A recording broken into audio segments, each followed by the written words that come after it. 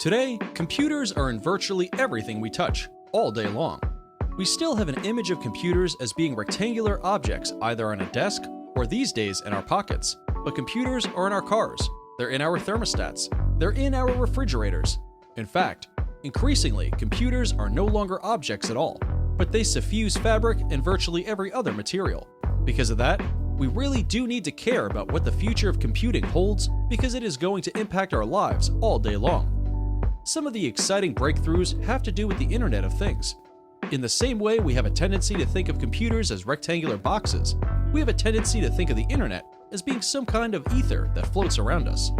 But quite recently, researchers have made enormous breakthroughs in creating a way for all objects to communicate. So your phone might communicate to your refrigerator, which might communicate to the light bulb. In fact, in a near future, the light bulb will itself become a computer, projecting information instead of light. Similarly, biological computing addresses how the body itself can compute, how we can think about genetic material as computing.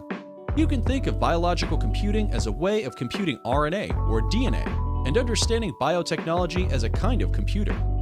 Some of the ways that computing is changing now are that it is moving into the fabrics in our clothing, and it's moving into our very bodies.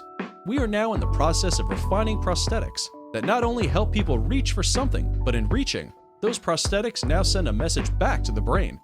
The first prosthetics were able quite miraculously to take a message from the brain and use it to control the world. So, what will computing look like in 2030? The answer is that we have no idea yet because change is happening so quickly. We know that quantum computing, the introduction of physics into the field of computer science, is going to be extremely important. That computers are going to become really very tiny,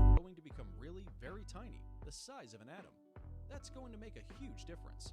Nano computing, very small computers that you might swallow inside a pill, and that it will learn about your illness and set about curing it. That brings together biological computing as well, where we can print parts of the body. Do you want to learn more about all the technologies mentioned in this video? You can. Watch our other videos on the channel for more deep understanding of the mentioned future technologies.